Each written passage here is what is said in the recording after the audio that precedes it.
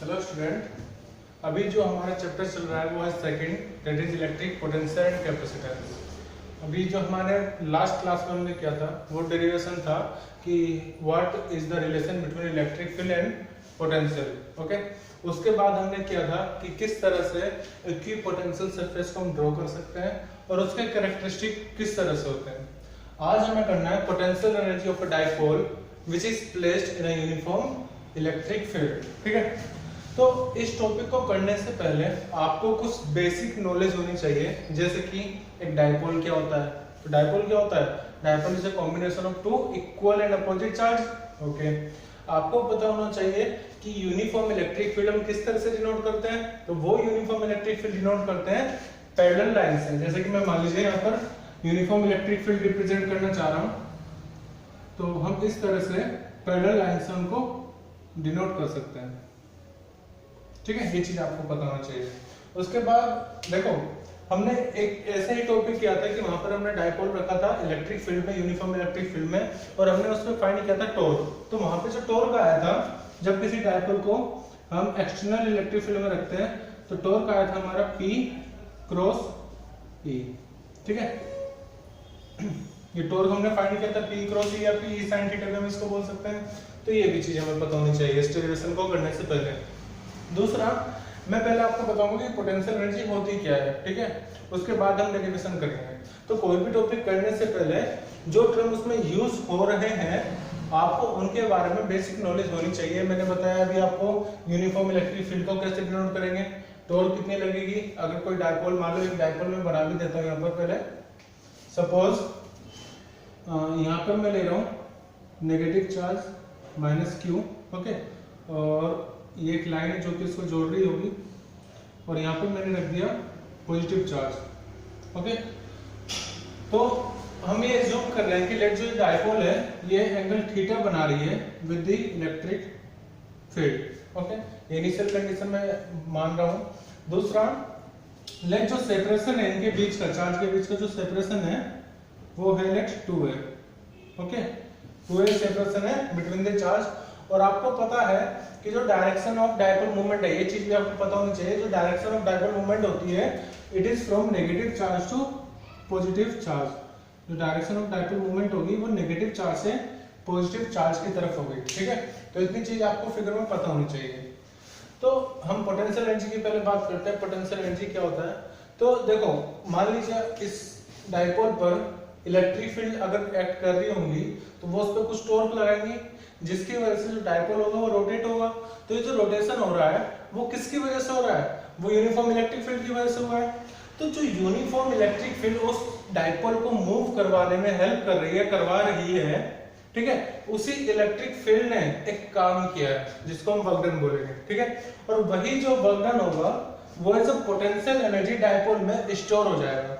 Example मैं आपको बताता हूँ। जैसे मान लीजिए किसी स्प्रिंग को मैं स्ट्रेच कर रहा हूँ, तो अभी मैं कुछ मैकेनिकल काम कर रहा हूँ उसको स्ट्रेच करवाने में, लेकिन जब मैं उसको छोड़ दूंगा एकदम से, तो वो क्या होगा, फिर से स्प्रिंग अपनी इनिशियल पोजीशन पे आ जाएगी, सिंपल हार्मोनिक मोशन करेगी। तो जो काम वहां पर हो रहा है, मेरी मैकेनिकल एनर्जी उसमें स्प्रिंग की पोटेंशियल एनर्जी में चेंज हो जा रही है। यहाँ पर भी जो वर्क डन हो रहा है बाय द इलेक्ट्रिक फील्ड वो as a potential energy store हो जाएगा। ठीक है, तो वही पोटेंशियल एनर्जी हमें फाइंड करनी है कि किस तरह से वो इलेक्ट्रिक फील्ड पे डिपेंड कर रही है या बाकी किन फैक्टर पर डिपेंड करती है।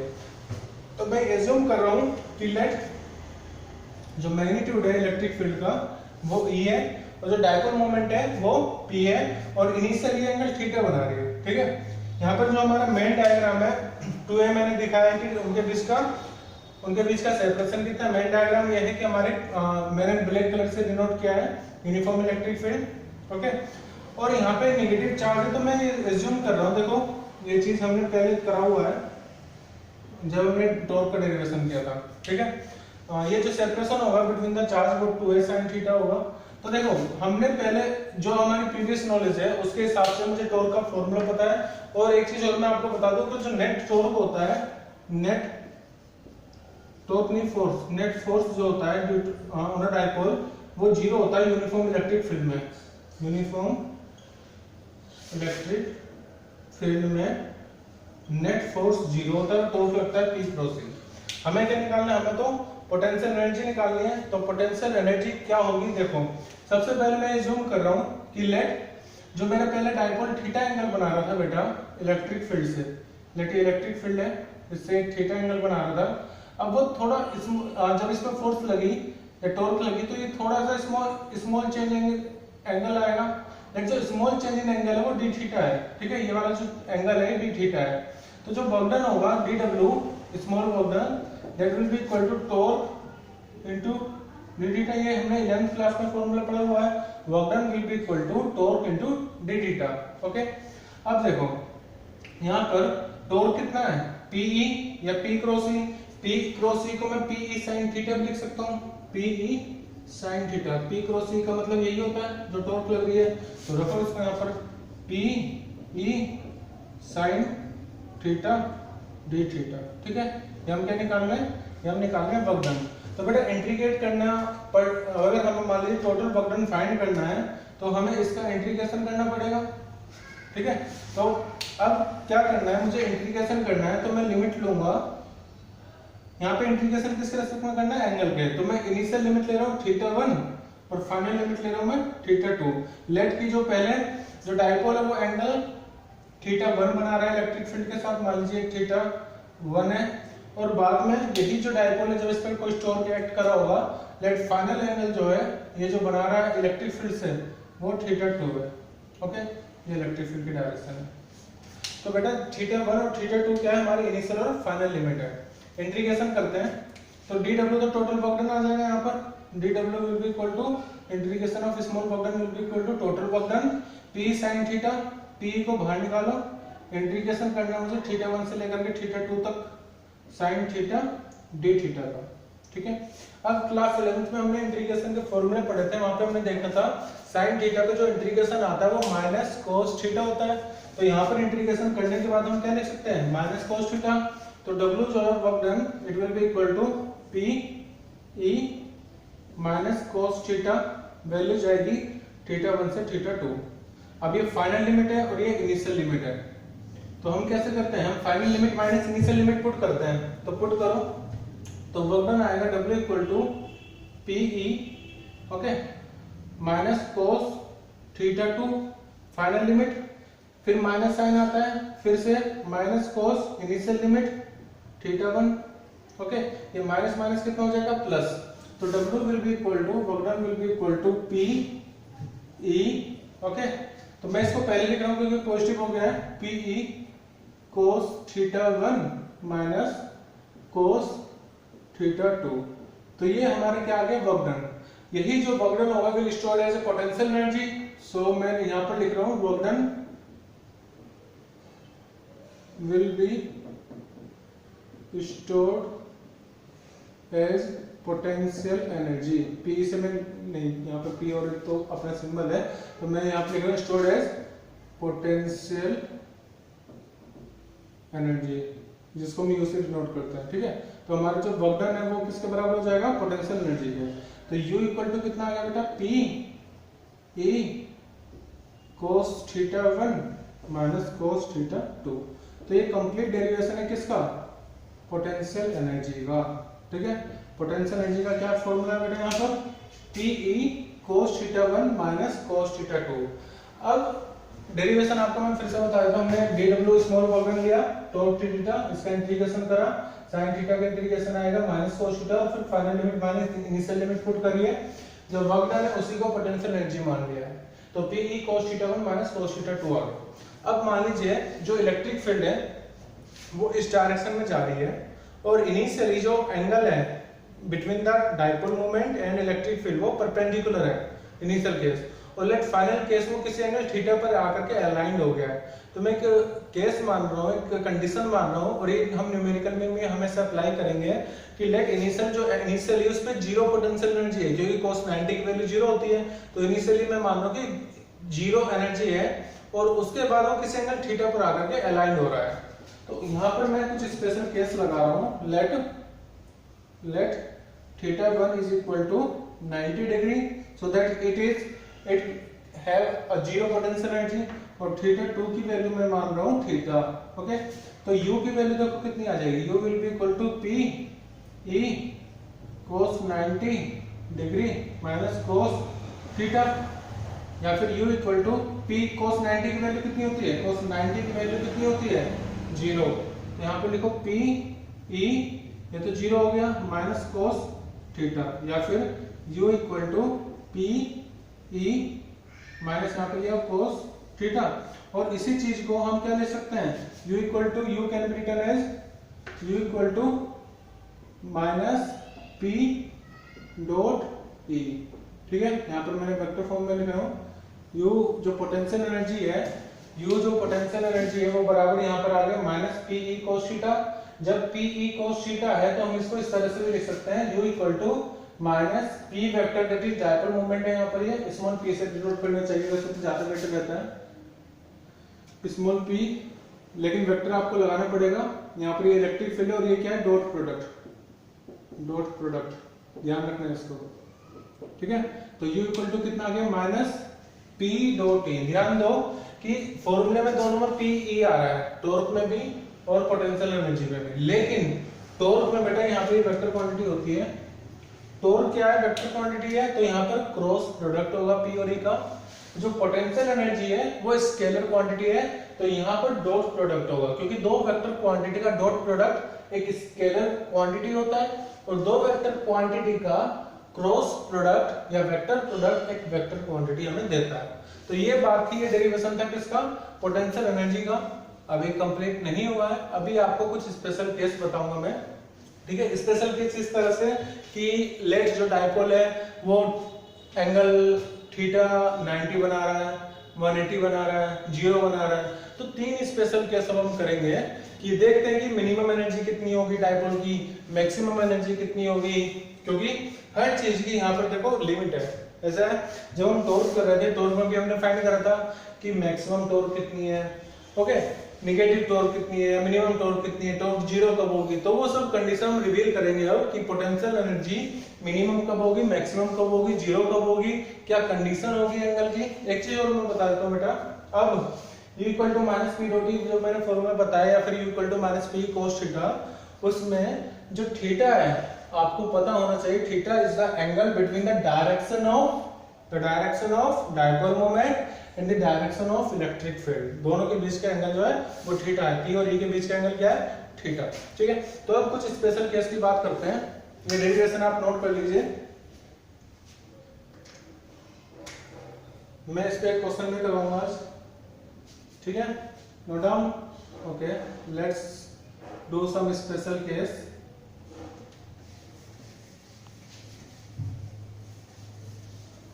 ये भी काफी इंपॉर्टेंट डेरिवेशन है, काफी बार इसमें डेरिवेशन और डेरिवेशन के साथ एक न्यूमेरिकल प्रॉब्लम इस पे बेस्ड पूछा जाता है एग्जाम में, ठीक है।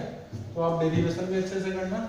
और देखो इसमें जब काफी मैंने देखा, ऑब्जर्व किया स्टूडेंट को, जब वो न्यूमेरिकल करते हैं ना तो उन्हें काफी कुछ प्रॉब्लम फेस होती है कि एंगल कैसे सेलेक्ट करें।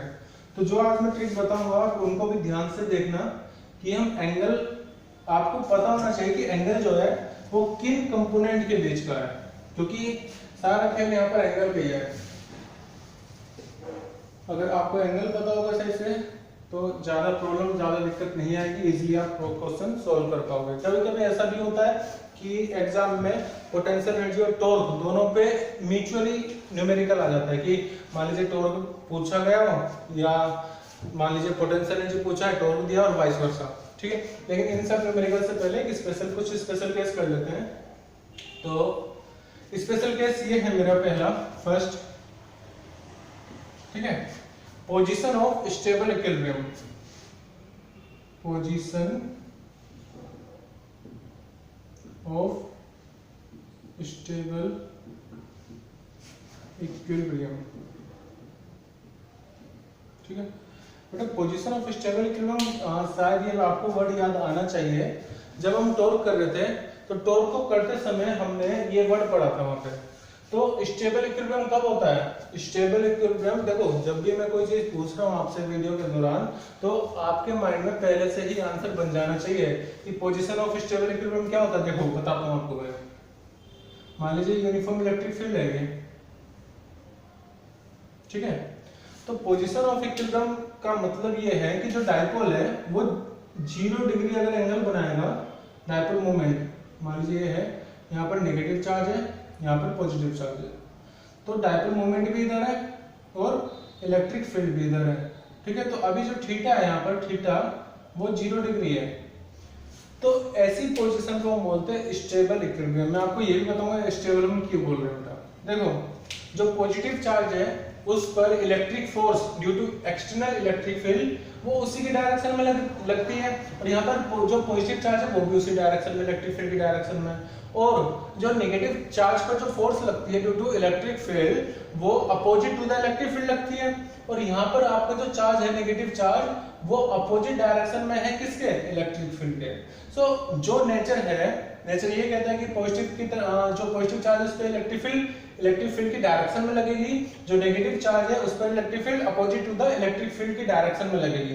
तो जो नेचर कहता है ये नेचर की बात को फॉलो कर रहा है, और जो नेचर की बात को फॉलो कर रहा है वो क्या हुआ, वो हुआ बेटा स्टेबल इक्विलिब्रियम, ठीक है। नेचर ये कहता है कि भैया आपको ऐसा लाइन रहना है तो वो ऐसा ही है, ये नेचर की बात मान रहा है, तो ये कैसा हो गया, स्टेबल, ठीक है। स्टेबल इक्विलिब्रियम में ध्यान रखना थीटा की वैल्यू कितनी होगी, 0 डिग्री। तो बात करते हैं पोटेंशियल एनर्जी की, U equal to minus P dot E हमारे पास फॉर्मूला है बेटा, U equal to minus P E cos 0 degree की वैल्यू रखो, पी डॉट ई मतलब कोस थीटा आता है यहाँ पे, एंगल 0 डिग्री, तो U इक्वल टू कितना आ गया, minus P E, okay, minus P. तो यानी कि जब वो स्टेबल इक्विलिब्रियम में है, जब डायपोल, ये डायग्राम मैंने दिखाया है, जब डायपोल स्टेबल इक्विलिब्रियम में है तो उस डायपोल पे पोटेंशियल एनर्जी मिनिमम रहेगी। So this is minimum potential energy, minimum potential energy. Now it have minimum potential energy. Second case करते हैं बेटा, सेकंड है position of zero energy. Second है पोजीशन ऑफ जीरो एनर्जी। तो zero energy की अगर हम बात करें तो देखो हमारे पास P डॉट ई फॉर्मूला है या फिर P cos थीटा, तो थीटा की वैल्यू वहां पर अगर मैं 90 डिग्री कर दूं तो एनर्जी कितनी आएगी, माइनस P cos 90 मतलब जीरो। यानी कि अगर आपको पोजीशन ऑफ जीरो एनर्जी देखना है बेटा तो आपको एंगल कितना लेना पड़ेगा, थीटा लेना पड़ेगा 90 डिग्री। लेकिन मैं उसको डायग्राम से जरूर दिखाऊंगा ताकि आप विजुअलाइज कर सको चीजों को। तो ये मेरे पास electric field, uniform electric field है, ठीक है। अब थीटा कितना लेना है, 90 डिग्री। तो आपको बस इस तरह से बनाना है, यहाँ पर नेगेटिव चार्ज, यहाँ पर पॉजिटिव चार्ज, तो ये कितना हो गया एंगल थीटा 90 डिग्री। ध्यान दो एक बात कि अगर मैं पॉजिटिव इधर लूं और नेगेटिव इधर लूं तो वो 270 डिग्री हो जाएगा। हालांकि वहां पर भी पॉजिटिव ही रहेगा, मतलब जीरो ही रहेगी एनर्जी, लेकिन 90 डिग्री आपको इस तरह से दिखाना पड़ेगा, नेगेटिव चार्ज नीचे, पॉजिटिव चार्ज ऊपर। ओके, तो हमें क्या निकालना था, हमें निकालना था पोटेंशियल एनर्जी। हालांकि हमें पता है लेकिन फॉर्मूला तो हमें लिखना पड़ेगा। तो U इक्वल टू कितना होगा, U equal to minus P E cos 90 degree, और कोस 90 डिग्री की वैल्यू सबको पता है 0। तो this is the position of zero energy, ठीक है। अब एक और बात करते हैं, पोजीशन ऑफ स्टेबल इक्विपमेंट की बात करें तो कोई चीज स्टेबल तो अनस्टेबल होना पड़ेगा। दूसरा केस उसका वाइस वर्सा, एंटीबायोटिक्स। तो देखो अब यहाँ पे मैं क्या कह रहा हूँ, मैंने बताया फर्स्ट केस है position of stable equilibrium, second में बता रहा हूँ position of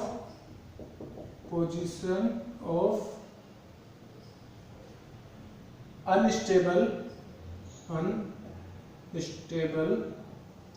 equilibrium, position of unstable equilibrium. तो भैया जब ये स्टेबल है कब है, जब उसने नेचर की बात को फॉलो किया। तो अगर मैं इसका उल्टा कर दूं, क्योंकि यहाँ पे स्टेबल का उल्टा क्या, अनस्टेबल, तो आप इसका भी उल्टा कर दो। अभी 0 डिग्री एंगल बना रहा है, फिर कितना बनाएगा 180 डिग्री। तो यानी कि पोजीशन ऑफ अनस्टेबल इक्विलिब्रियम कब अचीव होगा, जब थीटा की वैल्यू 180 डिग्री होगी। चलो इसको फिगर से पहले हम दिखा देते हैं। यूनिफॉर्म इलेक्ट्रिक फील्ड, थीटा की वैल्यू कितनी लेनी है, एंगल 180 डिग्री। तो पॉजिटिव इधर था, यहाँ पे उल्टा कर दो, पॉजिटिव इधर आ जाएगा और नेगेटिव चार्ज इधर आ जाएगा। ये थीटा कैसे है, 180 डिग्री। क्यों है बताता हूँ, 180 डिग्री देखो डायपोल मोमेंट तो इधर हो गया ना, नेगेटिव से पॉजिटिव की तरफ, और इलेक्ट्रिक फील्ड इस साइड जा रही है। तो थीटा कितना जाएगा दोनों के बीच में, 180 डिग्री। तो थीटा यहाँ पे 180 डिग्री, कोई दिक्कत नहीं है।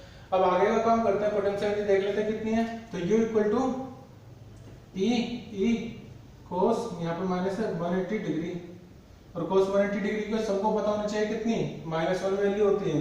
तो U इक्वल टू कितना आ गया माइनस पी ई, और कोस 180 की value -1, U equal two plus P E. तो ये कितनी है, वो मिनिमम थी, ये कितनी हो जाएगी मैक्सिमम, मैक्सिमम पोटेंशियल एनर्जी, पूरा लिखना पड़ेगा,